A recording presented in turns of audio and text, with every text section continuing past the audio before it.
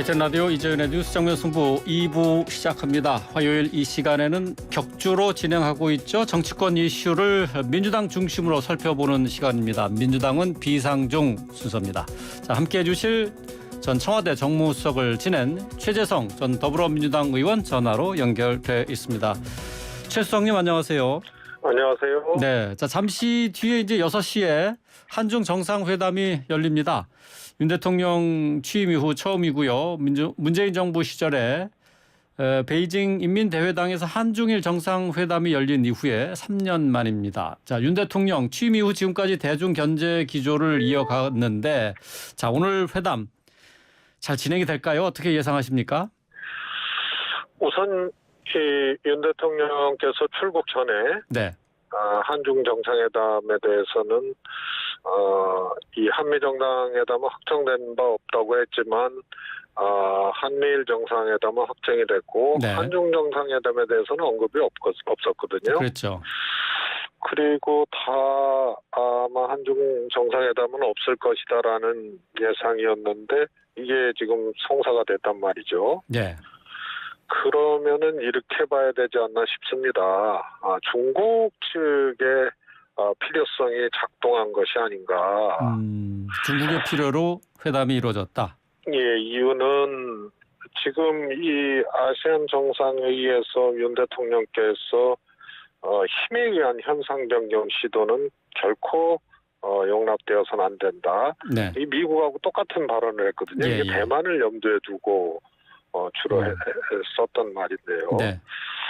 그래서 이게 2017년 그 트럼프 정부에서 국가안보전략보고서에 중국을 현상 변경 세력으로 규정을 합니다. 그리고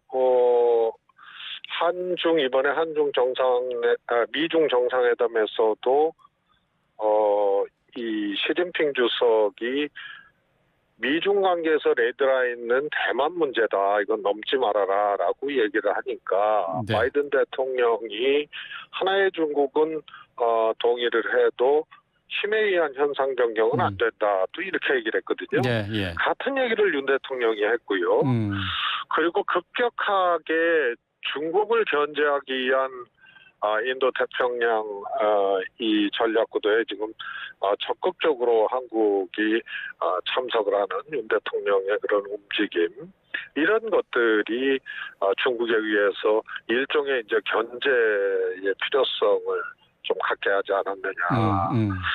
그래서 아마 보통은 이제 첫 정상회담은 관례적으로도 그렇고 조금 현안이라든가 네. 양국 간의 문제에 대해서 일종의 이제 의례적인 테이블에 올려놓고 좀 바로 충돌하거나 바로 이렇게 세부적인 논의에 들어가는 것이 아닌데 예, 예. 이번에는 중국이 그 필요성에 의해서 성사됐다라고 한다면 적극적으로 좀 치고 나올 가능성이 있지 않겠나 이런 생각이 들어서 조금 준비가 됐는지 조금 네. 걱정스러운 측면들이 예. 있습니다.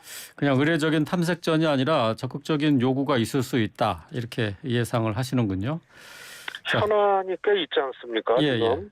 예. 그다음에 이제 큰 틀에서 인도 태평양 전략이라는 게 사실 아베 전 총리의 구상에 미국이 사실 괴를 같이 하게 된 역사가 있거든요. 네, 네. 그게 이제 중국 견제라는 이 공통점, 공통의 필요성 때문에 돼서 이게 이제 미국의 전략이 돼버렸는데요. 네.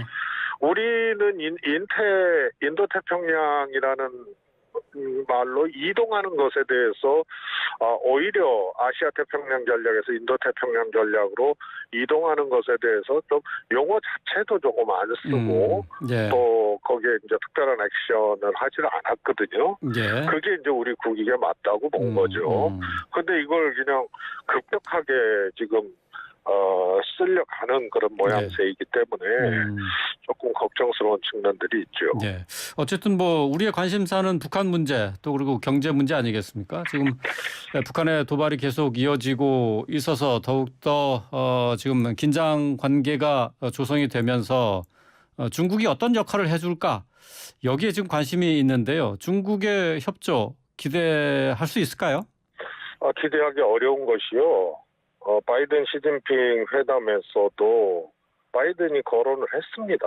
네, 그랬죠. 그래서 특히 장거리 미사일이나 핵실험 제어는 중국의 의무다 했는데 이것을 미국은 발표를 했는데 중국은 뺐거든요. 그러면서 바이든 대통령이 북한 핵 문제에 대해서 중국이 대화할 수 있다는 확신은 없다 이렇게 얘기를 했어요. 예. 또 하나는 어저께인가요? 북핵 대표죠. 한중 북핵 대표 김건 대표하고 류사오밍하고 이제 통화를 했는데 네.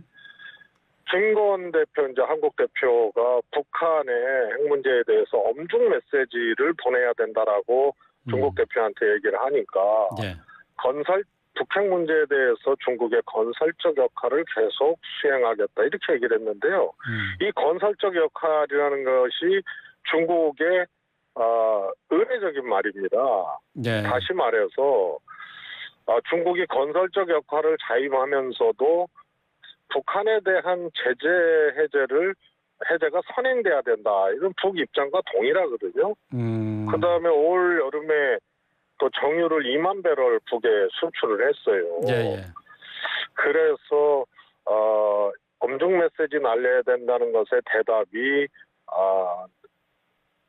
한국 입장하고는 다르다. 이런 대답이 돌아온 거고 예. 바이든 시진핑 회담에서도 마찬가지였습니다. 그래서 북핵 문제에 관련된 중국의 역할을 우리가 적극적으로 추동하고 하기가 어려운 그런 상황이 아닌가 싶습니다. 예.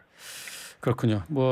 잠시 뒤에 한중 정상회담이 열립니다만은 북한 문제와 관련해서 크게 기대하기는 어렵다라고 전망을 해주셨습니다. 윤 대통령은 앞서서 한미 또 그리고 한일 정상회담을 가지지 않았습니까? 그런데 더불어민주당에서는 아직까지 윤 대통령의 외교 성과가 보이지 않는다. 보이는 것은 김건희 여사의 컨셉 사진뿐이다라고 비판을 했습니다. 어떻게 생각하세요? 저는 외교 성과가 보이지 않는다 정도가 아니고 매우 걱정하고 있습니다. 지금 윤 대통령이 소위 말해서 이제 한반도를 둘러싼 영내 관계라든가 또 말씀드렸던 대중국 견제를 하기 위한 그러니까 GTO 전략 경쟁 속에서 미국 측 카드인 인태 전략에 확 쓸려 들어가는 거거든요. 거기에 이제 한미일 이제 이 문제도 네. 쓸려가는 이런 상황이기 때문에 조금 전에 북핵 문제에 관한 중국의 역할도 중국이 레드라인이라고 얘기하는 현상 변경 세력을 용납해서는 안 된다라는 말을 이번 아세안 정상회의 모두 발언에서 윤 대통령이 했고 중국을 견제하기 위한 미국 전략 또 일본 전략에 그냥 갑자기 휙 쓸려 들어가는 이런 것을 우리가 하면서 북한의 핵 문제에 대해서 중국의 역할을 요구한다거나 또 중국과의 이제 현안 문제가 또 있지 않습니까? 사드 문제도 있고요. 또 이제 경제 문제, 공급망 문제도 있는데 이런 것을 요구하기가 어려운 상황이 됐죠. 이렇게 복잡한 거예요, 외교가. 근데 너무 단선적으로 이걸 바라보고 이 중요한 문제. 우리는 지금 미중 경쟁에 일방적으로 기울어지면은 이건 화를 초래하게 돼 있고요. 그래서 사물 협력으로 국익을 늘려야 되고. 신냉정구도라든가 이런 것을 형성할 수 있는 가능성에 우리가 함몰되면 빨려 들어가면 안 되거든요. 한쪽에서는 이거 확 빨려 들어가고 한쪽에서는 중국에 손을 내민다고 중국이 그렇게 화답할 리가 없죠. 앞으로 그러니까 중국과의 관계는 더욱 어려워질 것이다. 결국 그 정상 외교 실망스럽다 이렇게 평가를 하시는 거네요.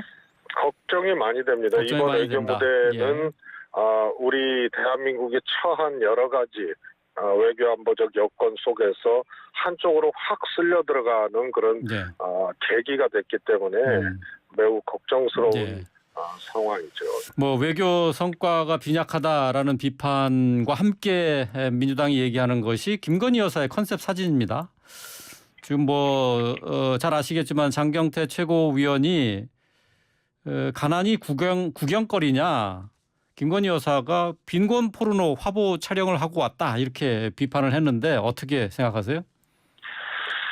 정상이 다른 나라를 방문했는데 가난한 국가예요. 네. 그러면은 빈민촌을 찾고 또 기아 현장을 찾고 이러지 않거든요. 그래서 그거는 자선활동 가는 것이 아니고 예. 정상외교에서 또 영부인의 또 외교 일정들이 있는 거거든요. 그래서 앙코르와트라는 것이 주최국 이번 아시안 정상회의 주최국인 캄보디아에서 크메르 제국이라는 아주 강성했던 제국. 그래서 그 앙코르와트로 영부인들을 초청을 했는데 이거를 빼먹고 가서 사진을 찍은 건데요. 예. 빈곤 포르노라는 것은 경계해야 될 또 늘 사용하는 용어입니다. 장경태 의원도 밝혔지만은 적십자사 홈페이지에도 나와 있고요. 국민의힘 윤대현 의원이 이번 국감에서 방송광고진흥공사에서 왜 그 아프리카나 이런데 막 기아 막 이렇게 그냥 갈비뼈 앙상하고 막 벌레들 붙고 이런 걸로 모금하는 이런 거 빈곤 포르노라는 용어를 쓰면서 윤대현 의원이 이런 수위를 제한해야 되지 않느냐라는 질의도 했거든요. 그래서 이거는 주최 측 캄보디아의 영부인 일정에 땡땡이를 치고 개인 화보 촬영한 것에 그런 격이 된 거죠. 빈곤 포르노라는 표현이 과하지 않다. 그렇게 보시는 거네요. 정상적인 용어입니다. 정상적인 용어고. 기아나 빈곤이나 뭐 질병이나 이런 것을 사진이나 영상 등으로 활용을 해서 개인의 이미지 또 이제 모금 이런데 또 보탬이 되게 영향을 미치려는 그런 것을 빈곤 포르노라고 하거든요. 예. 그래서 이번에 정상외교에서 영부인 일정이 있는데 이걸 빼먹고 해당 국가가 이렇게 뭐 질환을 알아도 대책이 없고 가난하고 이런 거를 조용히 찾아갔으면 또 몰라도 두 가지 문제가 있는 거죠. 왜 공식 일정을 안 하고 갔느냐. 두 번째 갔으면은 조용히 찾아보고 오면 되는 것이지 그걸 사진으로 홍보를 해서 해당 국가에 어떻게 보면은 자존심을 좀 건드리게 되는 그런 결과를 나온 거죠. 예. 그래서 빈곤 포르노 결례다라고 말씀하셨는데 근데 캄보디아 정부 측에서는 감사하다 고맙다는 인사를 전했다라고 또 보도가 있거든요. 모르죠. 모른다. 그런 말을 실제로 나는 이 정부가요. 그 전에 나토 정상회의 참석을 윤 대통령이 했을 때도 그때 조문을 못했잖아요. 9시 출발 일정부터 해서 조문 못한 것까지 처음에는 해당 지역 교통 상황이라 그러더니 나중에 영국 정부를 끌어들여서 영국 정부의 요청에 의해서 그렇게 했다라고 해명을 했거든요. 이것도 실제로 그런 표현을 했는지 모르겠어요. 그리고 했다 하더라도 그것이 해당국의 진심인지 그건 모르겠습니다. 정부의 발표를 신뢰하기 좀 어렵다 그런 말씀이시네요. 예. 그리고 그렇게 가서 해당국에서 뭐 고맙다고 했다 하더라도 누가 어떤 뜻으로 했는지 또 봐야 되고요. 그랬다 하더라도 이런 것은 공식 일정을 빼먹고 이렇게 가서 소위 말해서 어려운 상황을 사진으로 그렇게 보낸 것은 아마 문명적 측면에서는 그거는 옳지 않습니다. 자, 이상민 의원이 뭐 관련 내용과 관련해서 김건희 여사에 대해서 마치 스토커처럼 행동하는 거는 이게 별로 바람직하지 않다라고 비판도 했는데요. 어떻게 생각하세요? 이 부분은? 아마 빈곤 포르노라는 말에 많이들 작용을 하는 모양인데요. 이거는 장경태 의원이 만들어낸 말이 아니고요. 그런 행위에 대해서 지적하는 말이기 때문에요. 보통 그렇게 말을 들으면은 또 뭐 지적을 할 수가 있는데요.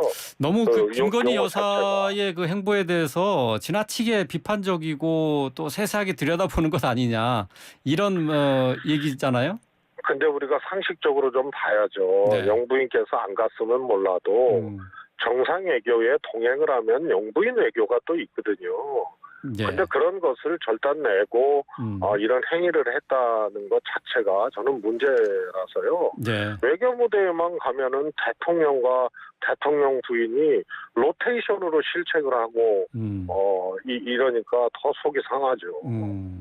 이거는 대통령과 스토커 뭐 이런 차원이 아니죠. 그렇지 않습니까? 국민 세금으로 가서 외교를 잘 하고 와야 되는데 통행한 영부인이 일정을 다 끊고 이렇게 했다. 이것을 어떻게 스토커로 봅니까? 스토커적 행위로 봅니까? 예. 예, 알겠습니다. 자, 또 이번 뭐 동남아 순방과 관련해서 출국 전에는 지금 윤 대통령과 대통령실이 편파 보도를 이유로 해서 문화방송 기자의 대통령 전용기 탑승을 배제를 했고요. 또 기자단의 정상회담 취재 제안까지 있었다라는 보도가 있습니다. 어떻게 봐야 합니까? 이것도 정상회담 이제 한미일 정상회담 취재 제안이라는 지적에 대통령실 해명은 해당 국가 간의 협의 결과다라고 얘기를 했거든요. 이 네. 취재를 예. 허용치 않기로 한 것에 대해서 네, 두 가지예요. 하나는 누가 요청했느냐 어느 나라에서. 예. 그러면은 이거는 미국이나 일본이 하등 요청할 일이 저는 없었다고 보거든요. 예. 그런데 이렇게 이례적으로 뭐 전혀 없었던 건 아니지만 취재 제안이 이루어진 것이 당사국 간의 협의에 의해서 그렇게 됐다고는 대통령실에서 얘기하지만 우리가 요청한 것은 아닌지 그리고 우리가 요청했다면은 무슨 이유에서인지 이런 것들이 더 이해가 안 가고요. 예. 그다음에 정상회담 후에 서면 보도 자료 달랑 배포하고 끝났어요. 그런데 기시다 총리나 여기는 또 기자들하고 질의응답을 했거든요. 예. 그래서 이거는 언론 취재를 통해서 대통령의 정상회교 현장을 국민들께 알리는 이런 것이 제한되고 사후 정상회담 후에도 이루어지지 않았다는 것이 예. 이게 매우 이게 안타까운 일이죠. 예. 그러니까 대통령실의 해명 역시 이것도 좀 신뢰하기 어렵다 그런 말씀이 되겠네요. 결국은. 실제로 그랬는지 아니면 예. 누가 요청을 했는지 예. 왜 그랬는지가 전혀 설명이 안 되잖아요. 예. 알겠습니다. 자, 어제 인터넷 언론이죠. 민들레 그리고 더 팩트 야당 성향의 언론 매체로 알려져 있습니다. 155명의 희생자 명단이 공개가 되면서 많은 논란을 지금 낳고 있어요. 자, 한동훈 장관은 국민적 비극을 이용한다라고 비판을 했고 조정훈 의원은 이재명 대표에 대해서 이제야 직성이 풀리느냐 죽음의 정치 그만하라 이렇게 얘기를 했습니다. 어떻게 보십니까? 지금 희생자 명단 공개, 유가족들의 동의를 전부 다 얻고 나서 공개한 것은 아닌데 이게 정쟁의 소재로 결국 이용된 것 아니냐 하는 비판이 있습니다. 보통은 그런 보면 희생자들이 공개가 됐잖아요. 예. 과거에 보면은요. 네. 그런데 이런 참사는 또 유가족 동의가 있어야 되는데요. 동의 없이 했다는 점에 대해서는 그거는 지적할 수밖에 없고요. 네. 그러나 유가족의 동의를 구해서 명단을 공개하는 여부에 대해서는 저는 그렇게 할 필요는 있다고 생각을 합니다. 동의가 전제돼야 되지만요. 이게 지금 정부 당국하고 유가족 요 채널만 있는 거 아니에요? 예. 유가족이 누군지도 유가족끼리도 모르죠. 그러면 이것의 이제 진상을 제대로 이태원 참사의 진상을 규명하는 문제나 또 책임선을 어떻게 하는 문제나 그다음에 이제 국회를 상대로 한 또 이런 이제 일종의 이제 소송이나 이런 것들이 있을 수 있거든요. 예. 그래서 유가족들의 공조가 필요한 경우가 있는데 매우 이례적으로 이번에는 좀 공개하지 않은 이런 점이 유가족에게도 뭐라 그럴까요? 긍정적이지는 않은 것 같습니다. 그러나 참사이기 때문에 이 유가족의 동의를 전제해야 된다. 이런 말씀드리고 싶고요. 이게 지금 그 희생자의 명단 공개가 지금까지 이루어지지 않은 게 매우 이례적이다 이렇게 봐야 되는 건가요? 그렇습니다. 그리고 이게 지금 뭐 온 국민이 다 알지만은 누구의 책임이고 어디서 이게 사전 사후에 문제가 있는지 이 문제에 대해서 지금 수사 중인 사안이잖아요. 네. 그래서 이거는 결국은 처음에는 이 정부에서 아무런 책임이 없는 것처럼 경찰을 투입했어도 이것을 막을 수 없었다. 그 다음에 뭐 그렇게 이례적으로 우려할 정도로 인파가 많은 건 아니었다. 이렇게 가다가 지금 어떤 경찰도 정부고 소방청도 정부고 행안부도 정부고 정부잖아요.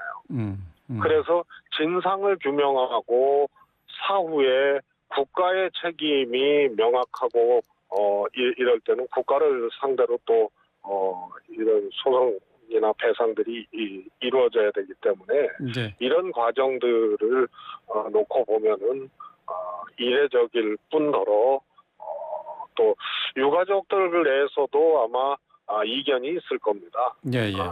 뭐 유가족들에 대한 뭐 손해배상이라든가 보상 문제는 뭐 정부에서 어쨌든 논의를 해나가겠다라고 하지 않았습니까? 근데 그거를 미리 이제 유족들이 그거를 그룹을 지어서 세력을 만들어서 해야 된다 그런 말씀이신가요? 아니죠. 그거는 세력이라고 할 것이 아니고요. 우선은 국가 책임의 범주나 명확성이 어디까지인가 이런 것에 대해서는 유가족이 어떻게 보면은 뭐 국민도 그렇지만 유가족의 이 진상조사의 내용에 따라서 국가를 상대로 한 그런 행위들이 또 달라질 수가 있거든요. 그래서 첫 번째로 진상을 분명하게 규명하기 위해서는 이것은 유가족들의 그런 뭐라 그럴까요? 유가족 간의 이런 협의나 이런 것들도 필요하지 않을까 싶습니다. 진상 규명을 위해서 유가족 간의 협의, 뭐 소통 창구 이게 필요하다. 그렇게 정리를 하도록 하겠습니다. 자, 오늘 말씀 여기까지 듣겠습니다. 고맙습니다. 감사합니다. 최재성 전 더불어민주당 의원이었습니다.